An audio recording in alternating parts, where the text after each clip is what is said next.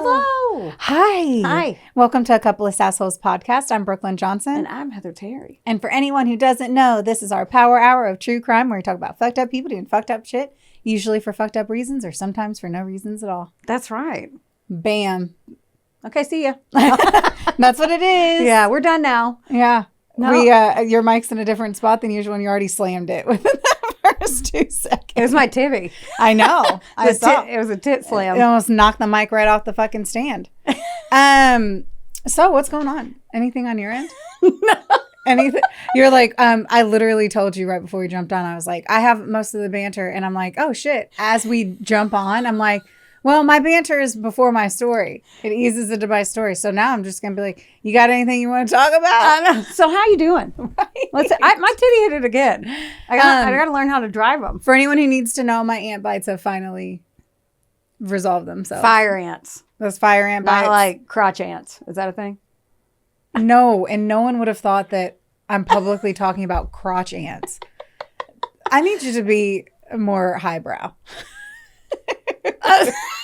I need you to be highbrow. You know me, and I'm not changing. Okay, well, I'm just going to jump into my shit. So, we have 2 wonderful neighbors. They're Megan and Keaton Widenhouse, and we have been playing fucking pranks. I say we.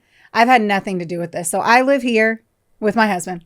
There's Courtney who lives here, and then Keaton and Megan live right here. Mm-hmm. So, we all hang out at times, and Megan ends up being, or not Megan, Courtney gets in the like backfire of everything because she's the house in the middle of it. Mm-hmm. It's really Keaton and fucking Travis. Like those 2 dudes have been on a fucking rampage over the last like year probably. Yeah, it's been a while. Of them fucking around with upside down pineapples.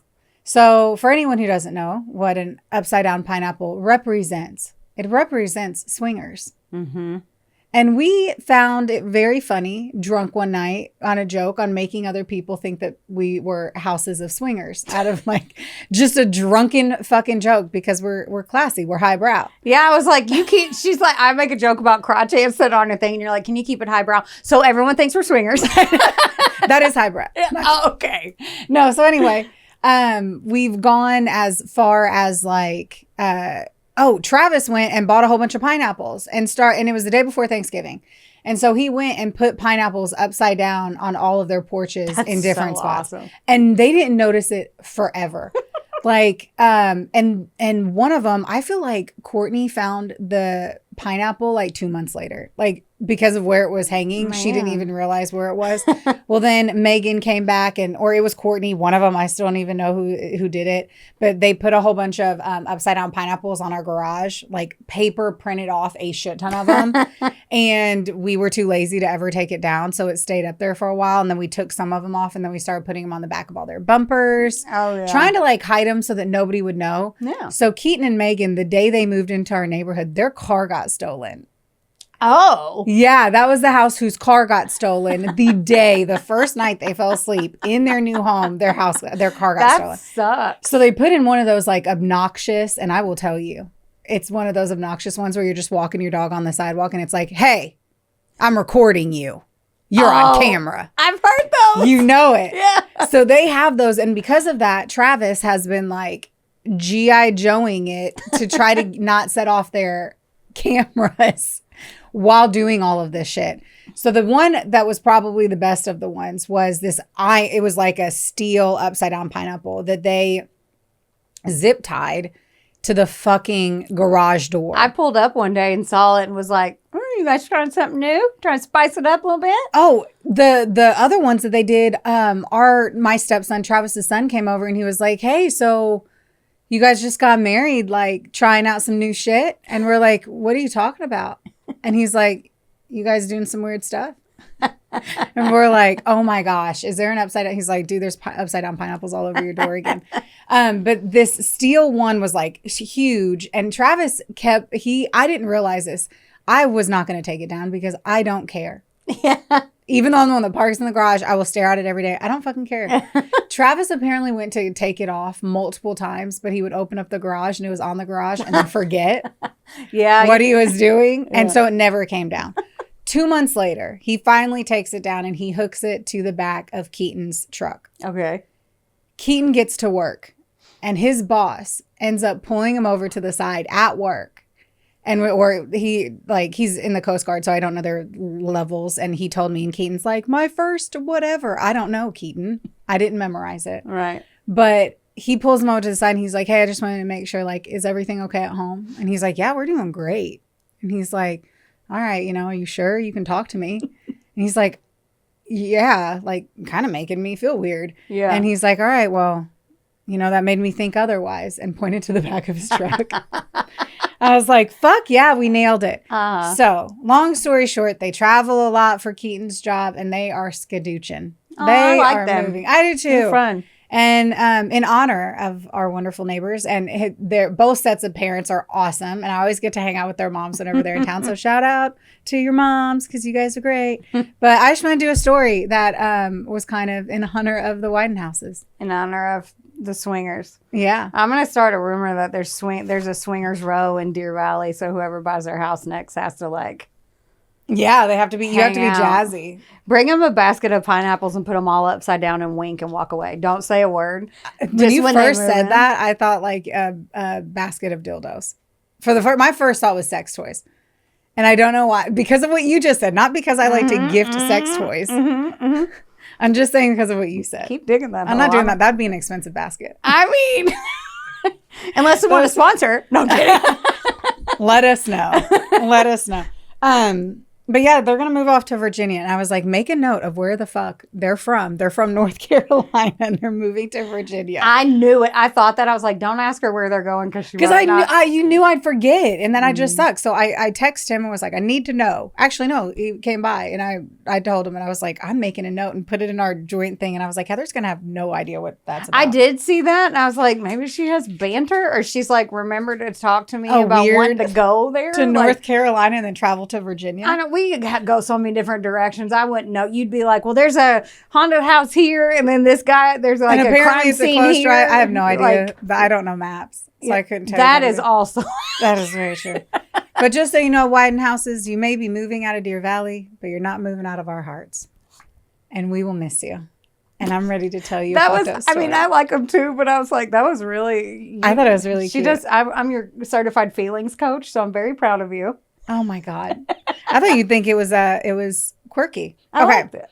So in honor of those two lovely people, I chose this story. Now, originally when I chose this story, I thoroughly thought that they were neighbors because I read it and that's how I drilled down was that they were neighbors. Well, guess what?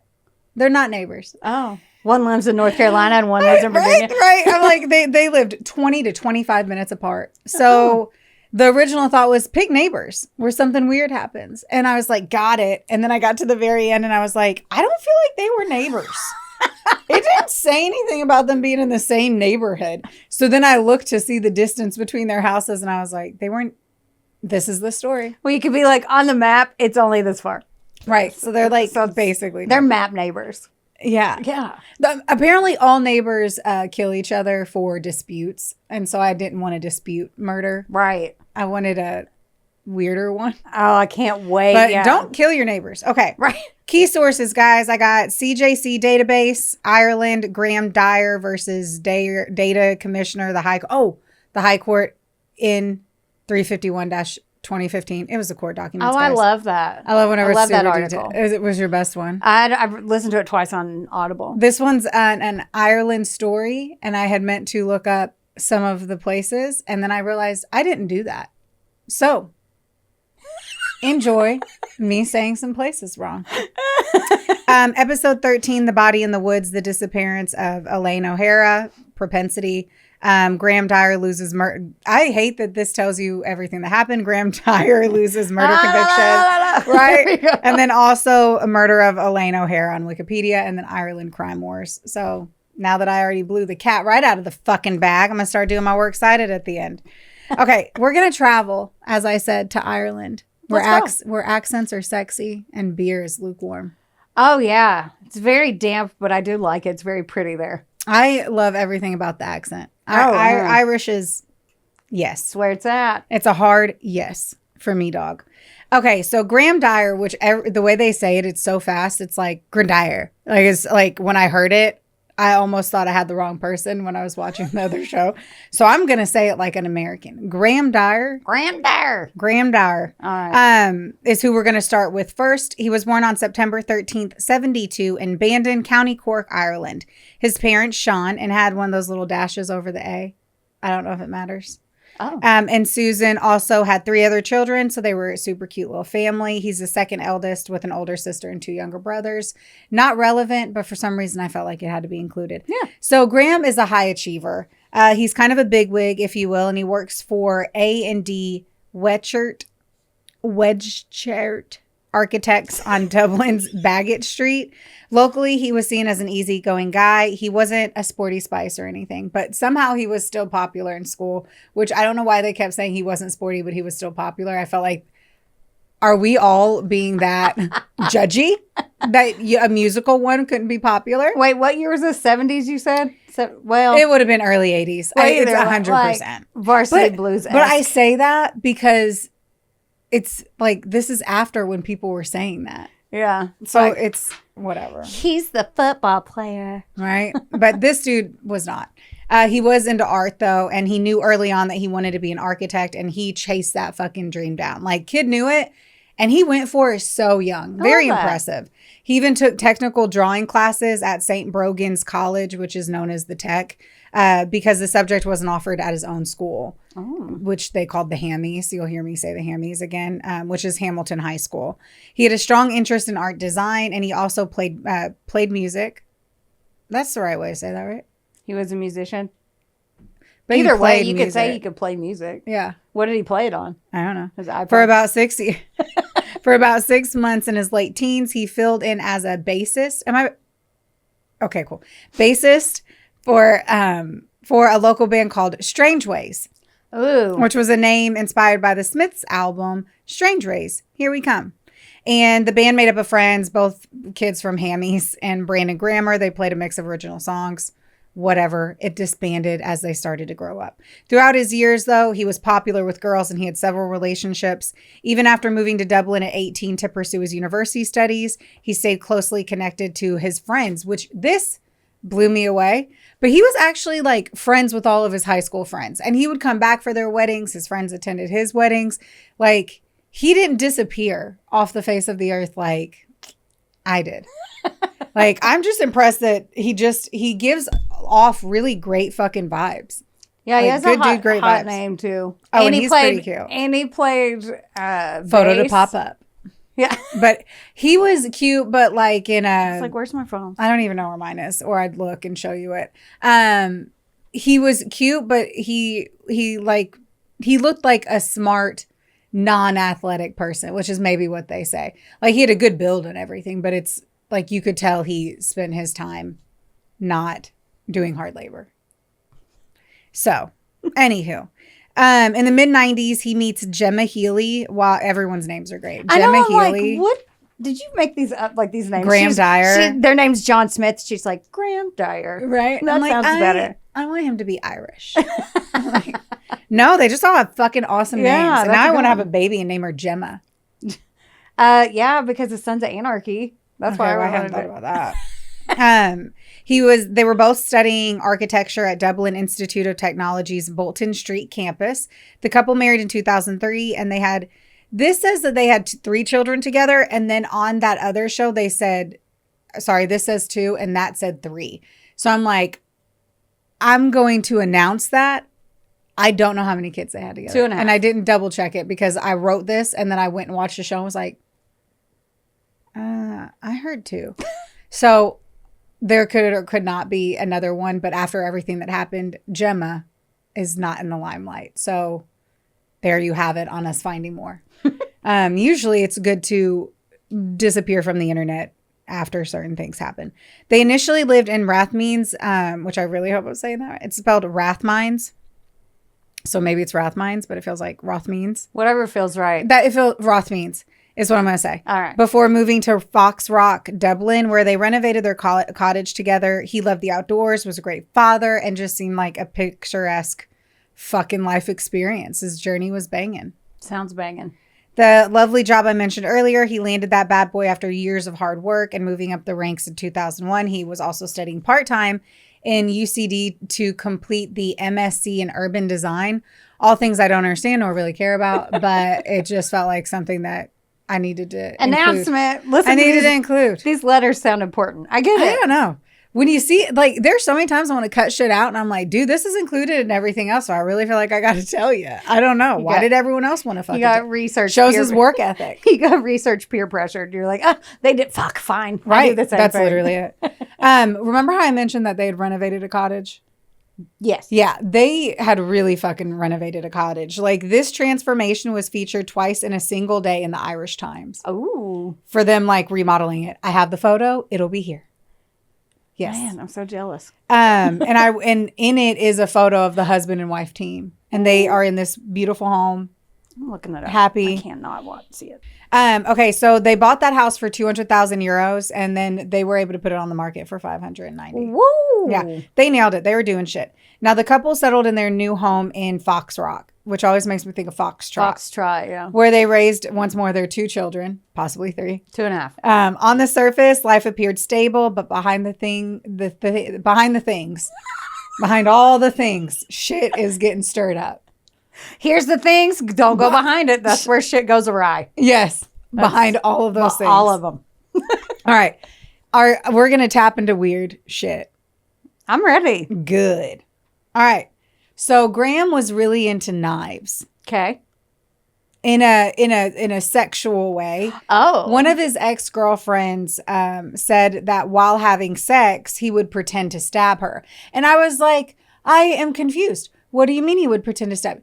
No, it went as far as he brought a kitchen knife from the kitchen, hence the location of the knife, the kitchen knife. And he would put it on the nightstand. Okay. And whenever they would get into freaking time, he would take the knife and pretend to stab her while fucking her. That's what I needed you to do. I needed you to be like, is it a thrust punch, or is it like a Jersey Shore fist punch, or is it like a stab then come out? Like I would, and this is what I knew would happen. I was like, we're trying to figure out the logistics. You know, I'm a dirty bird. I'm like, I should have been like, Travis, try to fake stab me. With our clothes on. I just want to see how this would work. So my first thought was, could I get into this? If Travis was like, hey, I want you to be like a deer that I'm going to fillet. He's a hunter. I'm shocked you haven't done. Yeah, you might want to. I wanted everyone. He's a hunter. Someone's first episode, they're like, so he's an animal killer? Right? Or he fucks animals? I don't know. No, so I was like, could I get into it? And then so I had read that he brought a knife to, like, that he pretended to stab women while fucking them. And I was like, okay, is it just this thing? And then when I got through the court transcripts, that's when I realized he brought the knife to bed. So there was a knife. I don't think I could have sex with somebody with a real knife next to me. Like they're gonna, like, I would be so afraid of actually getting stabbed. Is it in his hand? Well, yes. Pretending to stab doesn't mean that a knife is just sitting in a room. I don't know. Some people are visual. Maybe he's like doing this. No, with he his brought hand it and he's like to the bedroom, looking at it like, I'm gonna pick that up. I don't fuck. People are weird. That is like, ooh, I like to put a bowl of oranges next to my bed because I get aroused and I just look at the orange. I want to. He fake knifed with a knife. Didn't just fucking look. I want to take that audio of you just saying like you get turned on by oranges. You're the one that's like, I don't know. I just guess he looks at the knife and gets turned on by I'm just asking. I was asking a question. No, he held the knife and would fake and pretend to stab her with the knife. Okay, I just wanted to know. Well, the question was, could you get behind that? Maybe. Depended on how behind it Will was, my husband. So, like, if that was his thing, probably. I don't know. If what you wanted to do was stab a woman while having sex with them and you're in the heat of the moment, I would 1000% be certain I would get stabbed. Oh, I would get stabbed. Okay. I would cautiously, maybe if it was like remember those knives from Halloween where you do that and the plastic just goes in? Not like a kitchen knife? Then I'd just be like, this is stupid. Well, it would have to be in my opinion, not. Right. I agree.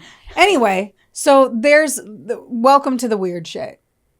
Fucking so glad. Fake stabbing. I'm glad our husbands aren't into that. Yeah. I got to remember where we are. So I said that the family had settled into that house. Everything was stable, but there was a money issue that was going on. So he was going through pay cuts at work. And then his wife also lost her job during the fucking economic downturn that happened. Now, when I was reading everything, they all said it was like that was the state of the nation. And it was 2013. 2009 was whenever I remember it starting. So I can only assume it was like that. It's still that economic downturn, but we're also in Ireland. So I don't know if the timelines were a little bit different. Right. So they were stressed. Yeah. Money was an issue and he likes to get kinky. All right. And he would also tell her, by the way, while he was fucking her, that he wanted to stab a woman. So there you go. Okay, if Will said that, no. I take my answer back. Yeah, I get that. All right, we're going to bring in a new person. We have Elaine O'Hara. One more amazing name. Right. Elaine O'Hara was born in Dublin on March 17th, 1976, and she grew up in Killiney, a coastal suburb in South Dublin. She attended St. Joseph of Cluny Secondary School, where despite her efforts to fit in, she was bullied horrifically. I hate that. And it fucked with her for her entire life. I'm about to just give you a really sad rundown on just a series of sad shit. No. Yeah. It's just from her teenage years on, Elaine struggled with a ton of mental health issues. She was regularly hospitalized for psychiatric care and was under the treatment of renowned psychiatrist Professor Anthony Clare, who diagnosed her with depression and borderline personality disorder. On top of her mental health battles, she also managed a number of chronic physical conditions, including asthma, diabetes, and dyslexia. Man. Which just made her everyday life even more complicated and difficult. So fuck, man. And bullying makes me fucking mad. It does fuck with people, especially if you have all that too on top of everything else. Ugh. Anyway. I know. And it just seems like it always gets worse, never gets better, fucks with your psyche young, and then he wounds you have to heal. Right. And when you have mental health issues as much and as complex as she did, it just seems impossible to just be in a good space. Right. Unfortunately. Everyone just needs to be fucking nice. But agreed. And so Elaine was focused on making sure that she could still live independently. Okay. And she wanted to have a meaningful career. And in 2005, she moved out of her family home in Killiney and into a flat in Blackrock. She later relocated within the area in 2008 and eventually secured an affordable housing unit in Bellarmine Plaza, Stepaside. Literally spelled Stepaside. I thought you were telling me to. I'm like, Bellarmine Plaza, Stepaside. It's like, I'm not in the way. Right? I'm not anywhere in your face. All right, cool. This move marked an important step in her journey towards her being completely self-sufficient. And she once more was just working so fucking hard for it. Yeah. So kind of imagine this. She has mental health issues. She has low self-esteem. She has chronic ailments that make her day harder in her physical being, but also hard for her to read and the knowledge and the impact that happens through reading. And then not to mention just the state of where she is in her life as we go into how she eventually gets entangled with Graham. Okay. So she's employed as a childcare assistant in Ballybrack and also worked part-time in a news agent in Blackrock, which showed how much work ethic she had. Does anyone know what a news agent is? Spelled news agents in one word. No. How to Google that shit? Well, I don't know. It's a fucking, it's a newspaper stand. I was like, she's a news agent. Why is it one word? But plural. But plural. What did you? That's how I felt. But plural. It fucked with me. I know. Turkeys and plural. Wonderboy Media is not only the proud producer of this glorious magic imploring your ear holes right now, but they're also a big deal. Get in touch with them today to make all of your dreams a freaking reality. From using their bangin' ass podcast studio, where we are right now, to creating amazing videos and editing our content like the mystical mavericks they are. Your podcast can go further when you have a Wonder Boy. Hit up Drew today at WBOYmedia.com. Or text him day or night at 270. Just kidding. Anyway, she was taking night classes too at a place that I could never say, so I'm just going to leave it there. I want you to try it. Because she wanted to become a Montessori teacher, which at the end of the day was her focus on children, and she was just nurturing. I just want you to know that she's great, and she was trying really hard. Yeah. So her life is marked by fucking deep emotional setbacks and losses too. So as she's dealing with everything she has to deal with, her mother passes away in 2002. Aww. And then the sudden passing of that professor, Anthony Clare, out of nowhere in 2007. So that was like her two anchors. She lost her mom, and then 5 years later, unexpectedly, lost the person who was basically the one working her through all of her mental health issues. And so she doesn't have anyone either. She doesn't have her people. Yes. And anything that was consistent in her life just isn't there anymore. She was described as shy and introverted, but she was known for being super gentle and for being really kind. She fought hard for a sense of normalcy. And even though everything else that was going on in her life, like, she really did keep moving forward. And then the unthinkable happens because she goes missing. What? So she's reported missing on August 22nd, 2012. Initially, it was believed that she may have vanished volunteering at the tall ships races that she was attending, but they realized that wasn't the case when they got to her apartment. Her bag, her purse, and her mobile phone were left behind. And then CCTV footage showed her leaving the residence with a phone. So her phone, purse, all of her stuff is in the vehicle or in the house. They go check the CCTV because no one's seen her. Then they see her walk out, different phone in hand. That's weird. Something to note. They start to piece together that it was probably a suicide. Oh, no. So most of this, they believe it was a suicide. She was last seen by a jogger in the Shangana Park, just south of Shankill in Donlongere, Rathdown. I have no idea any of those words you just said except for the word park. Look at that. That's hard. I mean, yeah, Godspeed to you. Right? They discovered later that she had visited the cemetery, and that's where her mother was buried. Oh, God. Now, in Wikipedia only, I'm announcing that. I only saw this on Wikipedia. They said that there was a witness that said that they saw a woman fitting her description sobbing very loudly at the cemetery. So I don't know if that was added as a sprinkle of a flourish to a story, right, or if that was real. But either way, that was essentially the last time eyes were sat on her. Now, later on, too, they end up realizing that her vehicle was abandoned at that cemetery. Or technically, I mean, at that park. But at the cemetery in the park. And the assumption very quickly was that she had committed suicide. She had just gotten out of a psychiatric unit before she went missing because she went into those frequently, sadly, due to the mental breaks that she had. She was seen leaving. Her car was left. And the fact that she left without her belongings also implied probably that she did kill herself. Mm-hmm. And so that's essentially what happens for a year. Oh, man. No one's looking for her, though, either. Like, there's, you know what I mean? They just assume. Sad woman, mental health struggles. Yeah. She goes missing.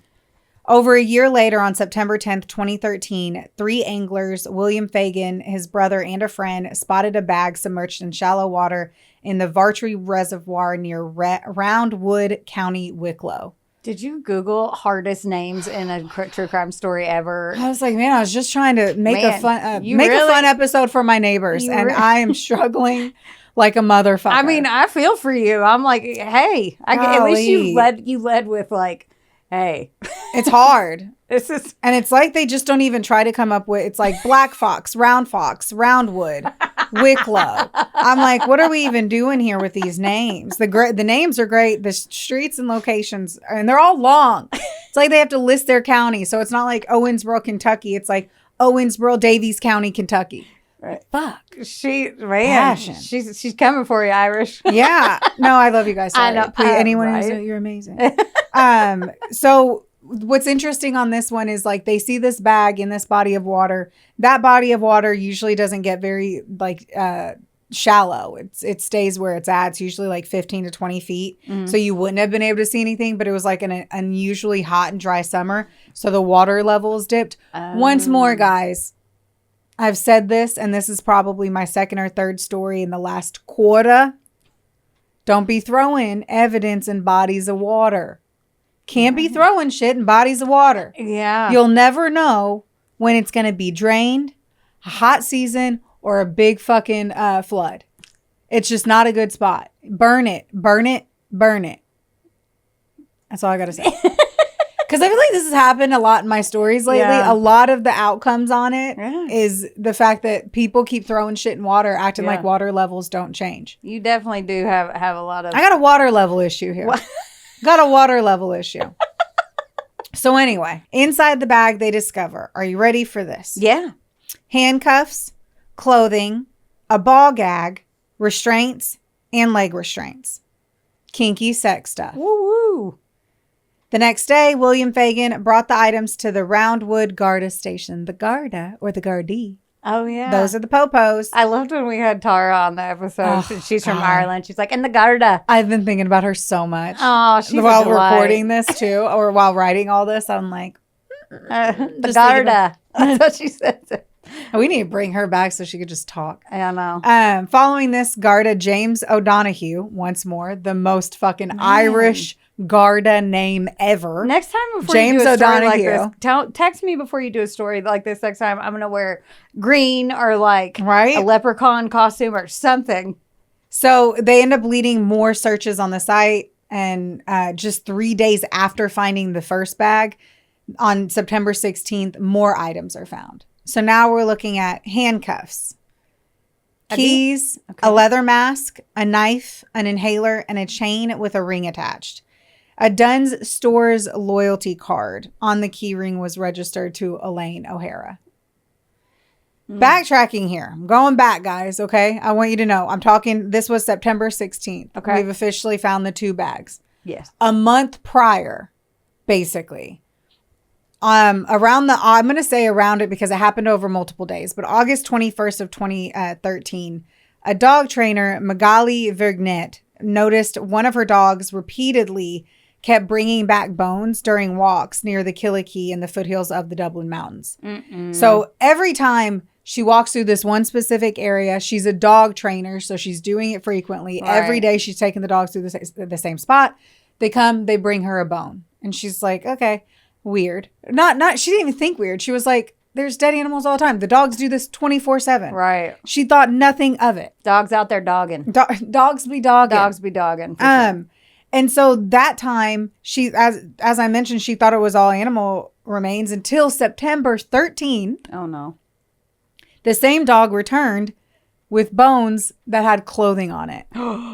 So the whole time, for like a whole month, she was getting these bones, thinking nothing of them, probably tossed them to the side, had no idea that it was a human. Oh, could you imagine? No. If you took your dogs out and you're like, haha, Betty, and then you're like, oh, that's a femur and jeans. Like, what? Right. No, absolutely not. No, that's sad and awful and scary and terrible. No. Exactly. And dogs so are just people dogging. Are fucking screwed on it. There's so much that sucks on this. Like, not only does this happen and everything is horrible, but you're like the people who are finding the things. I'm like, man, it's going to be like COVID to them. I remember before COVID and I remember post finding that dead body. Like everything's that's a deciding factor in the chapter of your life. It's going to be like, dude, I remember before I saw that dead body. Right. But, that happened right before I found that dead body on June 5th. Right. It'd be like, yeah, I mean, I was fine. I used to open bags all the time until I found that ball gag. Like, what? Right. Until I opened up that random bag in the woods. Yeah. So she was worried that it was human, being the clothing. Yeah. And so she called the landowner, Frank Doyle, and the two of them, along with another man, actually came back to the area and they did a quick search themselves before calling in the cops. To make, yeah, because she wasn't I guess in a way too, because imagine the body had been there for a year. It's completely decomposed. She doesn't know what a human body, bones and stuff. It could have had just like a little bit of a t-shirt. She was like, I don't own this property. I just walk it. I'm going to call the owner. Be like, dude, come out here. I think the dogs found some bones. I don't want to walk out here by myself. Can you bring your friend? And they come out and they just look to find where they think it would have been. Yeah. So they knew where to tell the cops. Besides being like, hey, I found this. Dude. Instead they can be like, and then I looked over here and this is what I found. That's so much more due diligence than I would have done. I would have called the cops and been like, no, you lie. Guard it. You nosy fucker. I would call the cops. However, I would stay there and be their little shadow. But I don't want to go rooting around. I don't think they let you. Oh, I'm rooting the fuck around. I don't care. I'd be like, well, if it's a bone, it's one thing if it was like a hand. I don't want to see a bloated corpse, but I don't mind to find the bones. Yeah, but like I'm going to follow them around like they're a little shadow. I want the meeting minutes to reflect that Heather's lying to all of you. I am your best friend. You are lying. You think I'm lying? 100%. You think I would go? If you and I were taking the dogs on a walk and we thought that was a human bone, we would be like, let's look to see where that could have been. There's no way. There's no way you would have been like, call 911. Oh my gosh. You would not have done that. You would have been like, oh shit, is that a jaw? Let's look around and see where that could have been. Like, we're not trying to fuck up a scene. You're just trying to be able to locate where the fuck something came from. Ooh. It wasn't us stumbling upon it either.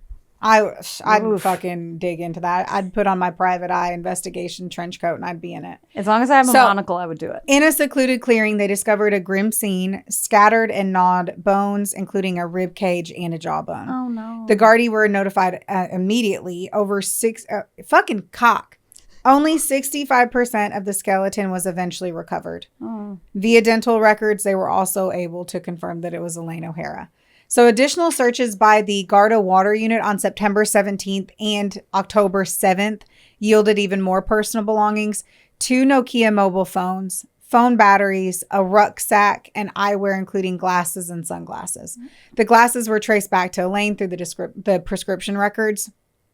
And now investigators were certain that she did not leave this earth on her own mission trip, but that she was probably murdered. Yeah.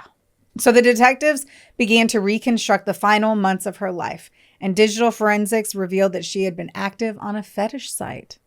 Let's get kinky. Please bring in the kink, and I'm bringing it in. Come on in, kink. Let's talk about it. The website is called alt.com. I can't. Her username was helpmelearn36/F, but I also read that her alias was Chained Brunette. In late 2007, she had interacted with a user called Architect72, linked to the email fetishboy@gmail.com. A profile obviously linked back to our good boy, Graham Dwyer. Man, yes, our married father, architect, living over there in Fox Rock. Man. Their relationship, which was steeped like a strong cup of tea, was in BDSM. And for anyone that doesn't know, BDSM is bondage and discipline, dominance and submission, sadism and masochism. You wanted to say chism, didn't you? Sure did. Masochism. All those masochists. This actually started in 2008. Oh. Them and their dominance and sexy stuff. It was intense and violent, with homemade sex videos and disturbing email fragments later recovered from both of their laptops. Though they lost contact for a time, Graham had actually reinitiated communication in 2011 using a burner phone, introducing himself as Master, and O'Hare responding as Slave. Slave. Yeah.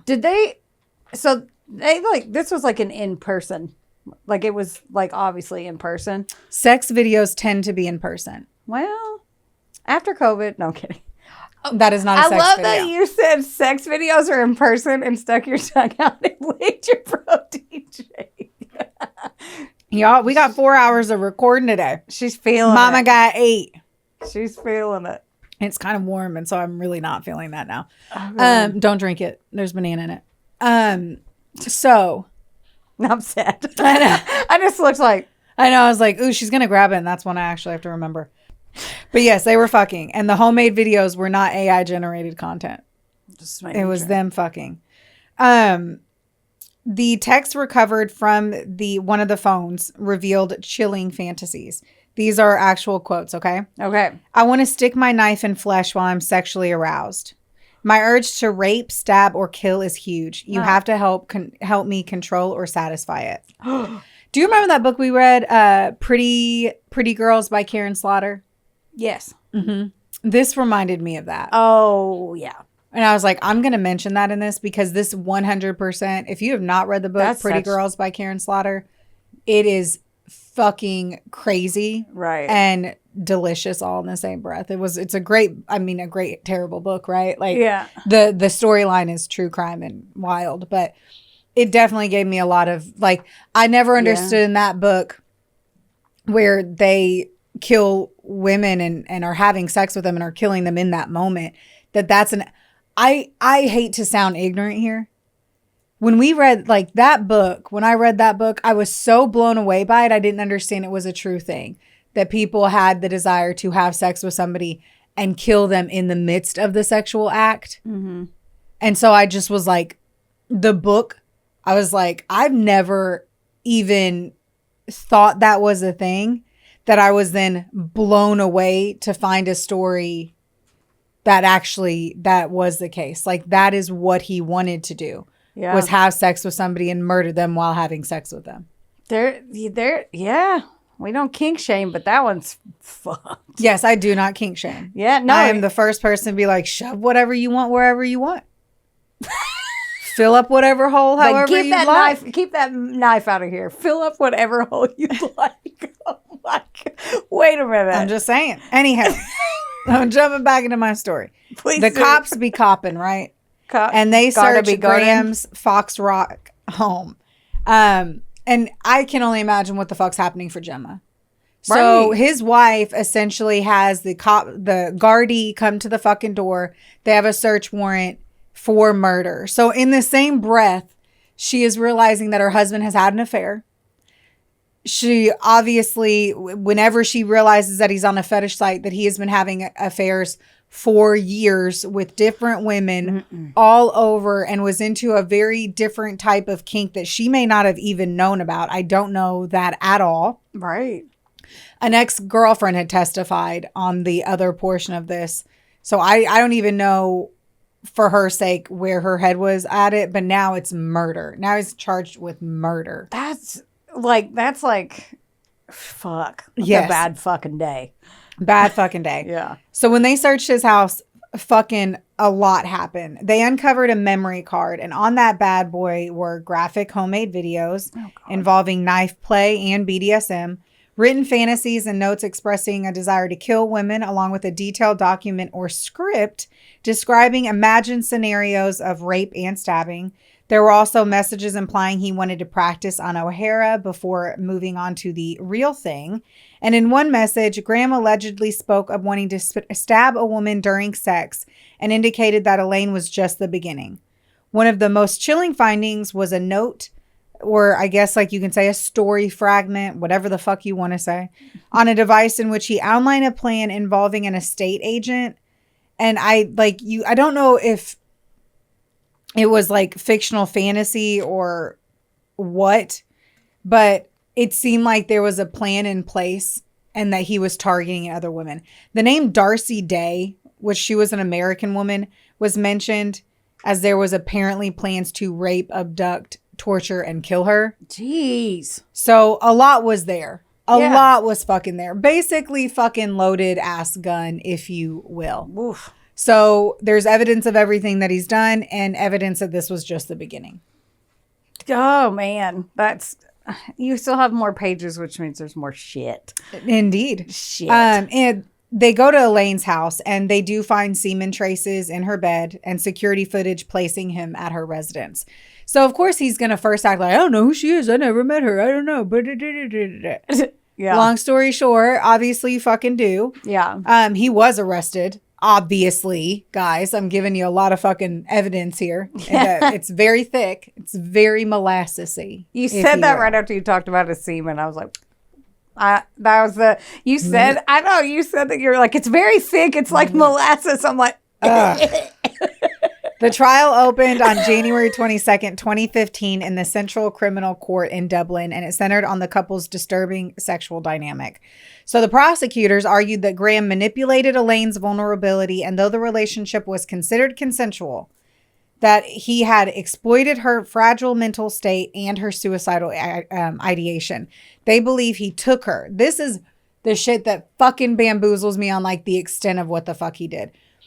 They believe that he took her to the Shangana cemetery and from there to the mountains where she was killed, assuming that her history would lead authorities to think that it was a suicide. Oh. So that he had planned this in a way to murder her, but make it look like a suicide. He was going to get his rocks off and try to get away with it.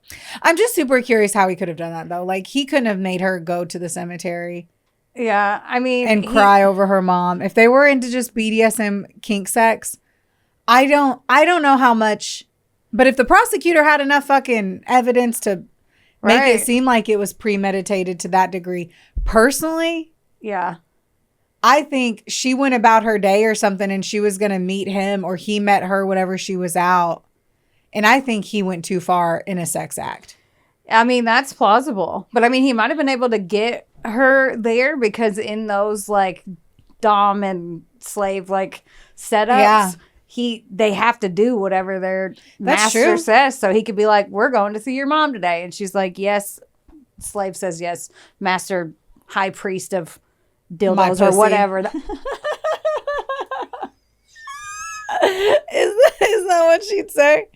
And you're the high priestess of that puss. You're welcome. You're welcome. So, I mean, you're right. Okay, I'm gonna need you to pull it together. I'm trying. Pull it back. That was a good one. So, no, I'm just saying, you're right. I mean, you're totally right. He did have full reign over what the fuck to say, so maybe. Right. That phone data, though. Let me get into that phone data, though. All right. It showed his work phone was switched off during the time of her disappearance and that the master phone was in the same location as the slave phone. Wah, wah. I bet he thought that was a good idea to have like burner phones, and way to shoot yourself in the foot on that one. Mm-hmm. We have to keep in mind how Elaine's body was found, though, so there's no way to confirm how she died. Right.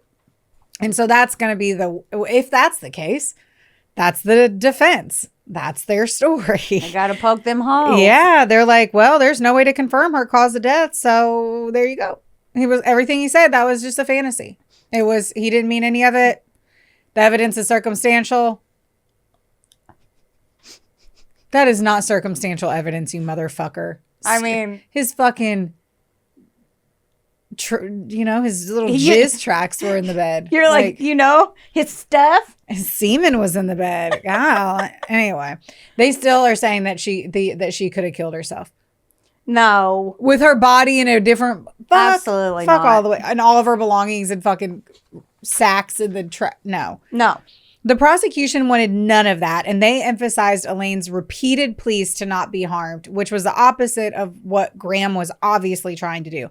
So they stated in the trial that although Elaine O'Hara had engaged in BDSM-related communication activities, she repeatedly stated she did not want to be stabbed or beaten. According to the court records and the testimony, quote, she expressed a desire for love, companionship, and ultimately to have a child. She repeatedly told Graham she did not want to be stabbed. End quote. Here are some of the messages. These are bullet pointed messages highlighted from O'Hara. God, okay. She requests not to be beaten. She had clear boundaries being stated that Graham ignored or manipulated. Like in these messages, that is confirmed. And there was a visible struggle with self-worth, which of course they believe that her tonality and how she communicated to him highlighted her lack of self-respect, self-esteem, and mental health. Oh, no. So this was central to the prosecution's argument that Elaine O'Hara was not a willing participant in the level of violence that Graham Dwyer desired, and that the consent involved in their BDSM relationship did not extend to murder or serious harm. So usually, if anyone's ever watched 50 Shades of Grey, there you go. Like, there's usually a contract of some... Yeah. I have friends that have been into BDSM, and they have told me the process. Yeah. And the true like sitting down of you have to have a hard list. There's lines that, and it is legally, not legally, well, but yeah. there's sexually bonded fucking piece of paper on it. It's like anytime you get intimate with someone though, like you always set the boundaries and then you don't want to cross them. And there's tons of people that do that and they're happy with their lives. Like, right. And because they both agree, like, hey, my safe word is octopus or whatever. You know what I mean? I don't want to be fisted. Yeah. Yes. Yes. That's automatically one of the ones. You must have looked at my Amazon cart because I got you that bumper sticker for Christmas. It's important stuff. I But don't no, wanna truly, be like, fisted. I don't like, that's what I'm saying though. It was clearly Yeah. defined and she kept stating she was it. like, so it's "No," like, and you're he's- not going into this and you don't know that I don't want to be fucking stabbed. Right.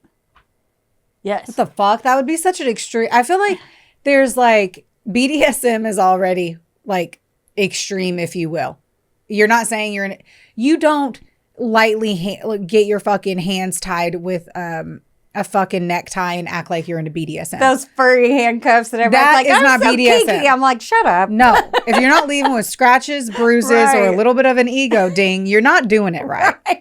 So when it comes down to this one, it's like there Right. were clearly defined rules and regulations. They met on a site that like took it utterly seriously. Yeah. So anyway, more fucking evidence that like she did not want this. So either way, even if they agreed to have this sexual experience, we've talked about this before, where people want, like one of the other stories we did, where the gentleman wanted to be murdered. Right. He wanted to be consumed by somebody. Those are different things. That was different because they were on the same page. Right. She was like, we think, right? yeah, I mean, yeah, that's, you know what I mean? Yeah. You never know in that moment whether or not the person was like, yes, keep killing me, or please Right. stop. I don't want this. Right. You're right. Anyway, on March 9th, the jury had to view footage of those videos on Graham's drive. Oh, no. Alert, whatever is the alert to take this off of loud in your house. One of them is of Elaine O'Hara. She is gagged and he stabbed her in the stomach while having sex with her. This was filmed in 2008. She was not murdered. Two other videos, two other women, both of them being stabbed while he's having sex with them. They were not killed.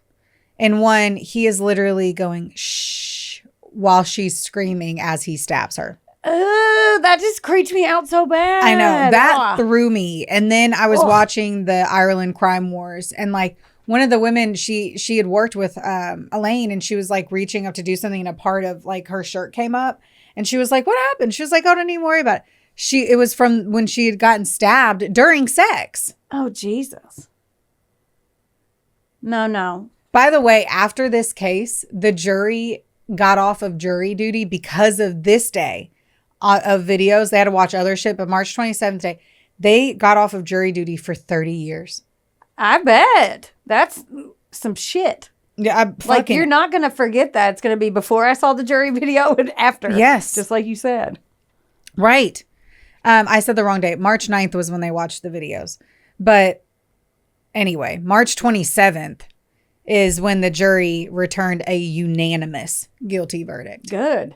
And Graham Dwyer was sentenced to life in prison, with Judge Tony Hunt stating that he 110% agreed with the decision. This case ended up being one of Ireland's most shocking ever in history. Graham had ended up sending a letter to his son, and his wife ex-wife Gemma was like, had reached out to the son, was like, he said to open it, and he basically was like, I'm certain I'm gonna get like everything's good, I'm gonna get acquitted. There's no evidence. Oh my God. Delusional. Or as What the do you kids mean? say. Delulu. There we go. What makes you think there was no evidence? Dude, your scooter tracks were on the fucking bedspread. Wait, scooter track That's is poop.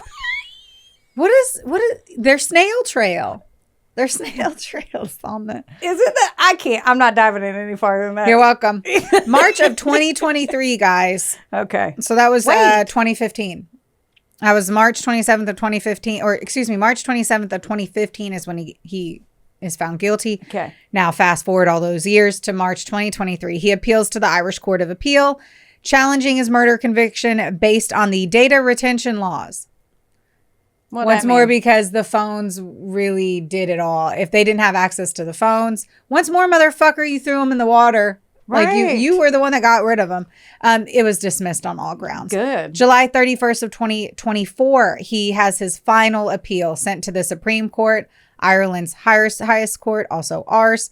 And the Supreme Court judges unanimously ruled that the mobile phone evidence used to convict him was legally admissible during the 2015 murder trial. He kept trying, dude. He has exhausted all of his legal options, and he will continue to rot in jail. Good. Now, Elaine O'Hara's family obviously was relieved, and they felt like they could finally rest in peace, which that was still fucking 8 years after, 10 years after her body had gone missing. You just don't have to go back to court and deal with it every single time. Right. That is, I do feel bad when people use their appeals because blah, blah, the legal system. But you know what I mean? Like, they get to do that, but then it's just like ripping the Band-Aid off every time heals, and then they have to come back. And then I've seen some where they take like plea deals and they give them, and the family's like, just give them a plea deal because I don't want to fucking do this again. Like even before the first trial, they do that sometimes. And it's like, I can't imagine being on that side because we focus so much on the bad guy. And then sometimes it's like, oh, fuck. Like, I always think about the families coming back through, but then you're also like, you need to have the appeals in case they weren't actually the ones. I get why they're sad. I know. It's so hard all around. Double-edged sword. All around. Or bedroom knife. Which apparently is a hot kink too. Irish legislators, though, they did acknowledge that there was a potential gap in the law, talking specifically about mobile metadata in criminal investigations. And they've actually been trying to like resolve that because there's some portion as to whether or not they can at what point is the government listening in? And let's all be honest, if you have a Google or a smart device in your house at this point, they're listening. Or your phone. That or your watch. Or anything. Or just or microwave. If you have a really good GE washer and dryer, they're all doing it. No, so that is the very sad story of the death of Elaine O'Hara by the BDSM architect Graham Dwyer. I know. That made me... When the photos, like you didn't see the photos, obviously everyone already saw it that has been watching it live, if you will. Mm-hmm. You would never guess the people either. Oh, man. I'm going to have to look them up. I should have had them saved. They're saved in an email. Inaccessible to me right now. Go get it. I'll wait. We'll all wait here. Right. You go ahead. Yeah. No, that's... Yeah. Man, I really was rooting for that. As soon as you started talking about this victim, I'm like, I'm going to get attached and she's going to leave us. I just wonder with Elaine too, like, was she truly, I want from a psychiatrist's understanding, was she truly into BDSM or was she so needing something to fill these holes in her life and dealing with her trauma and her sadness in a way that, like, I just wonder, did BDSM make her feel wonderful and powerful, even though she was a slave? And you know what I mean? I wonder where, like, I'm more sad too, because in my mind, I just don't think she was probably really into BDSM. Like, it just seemed to be the area that she fell into. Yeah, that's an interesting concept. I don't know, because you never know. Or some people, you know, that's other issues come up and then they want to focus. They can't control any of their life at all. Some people, I've read stuff where they're like, I don't want to control my life at all. Yeah. So you just master, you tell me what to do and we'll make kinky time out of it. So I don't know. And because you didn't see the photos, there's a big appearance gap. And that's the other part. I'd say, and no one kill me here, but like Graham was way more attractive than Elaine. Oh, gotcha. And so I also feel like, was that a better way for Elaine to like meet more men, was by going into more of a fetish area? Or maybe she was like, he likes this, I'm going to keep it. There's a lot of different avenues. Well, the only way you went into BDSM, like she went on a fetish site. So her choice, like, that's what I'm like, that's I think is the hardest part for me to understand. Yeah. And I get BDSM. Like, I totally understand it. I've read enough kinky fucking things. I hear you. I get it. I'm just personally not sitting down on the chair today. You never know what I might be into later. But I'm just saying on that one, it's like she chose to get there. She didn't meet him before, and she eased into this because of It's an interesting mental, like, the gap that, because you could go down different avenues about why. You don't know why. It's very intriguing. All of it's fucking sad, and fuck that not sporty spice, whatever the fuck, Graham. Yeah, it is. It's all fucking sad. It is fucking sad. You know what's happy though? What? That people can get extra stuff from our Patreon. Yes, we are crushing the Patreon. I mean, yeah. So make sure, jump on our Patreon. Jump on our Cameo. You know what? Yeah, jump on our Cameo. We do everything from well, this comes out after Father's Day, but like, you know. Oh yeah. Yeah. You for all the happy fathers out there. All the happy I mean, Sassy. I wouldn't want 2 bitches to roast my dad. My dad would like that. Yeah. Well, do it. Yeah, we'll have to do it. But like birthday messages with like get well soons. Fucking anything. Yeah. So yeah. Hit us up. Like, rate, review, subscribe. Do all the things because we love you. Don't forget, don't get mad. Get sassy. We love you. We love you. Bye. Bye. This episode was sponsored, edited, and produced by Wonderboy Media. Get the deets at WBOYmedia.com to see how you can make your podcast dreams a reality. Help us out and be sure to rate, review, and subscribe wherever you listen to our audio project. Don't forget, follow us on Facebook, Instagram, and TikTok at, of course, A Couple of Sassholes. Want more sass? Become a member of our Patreon for bonus content, merch, and more. Plus, we're on Cameo now, so there's even more ways to get the sass you need just how you like it. As always, don't get mad. Get sassy. Theodore, can I bet that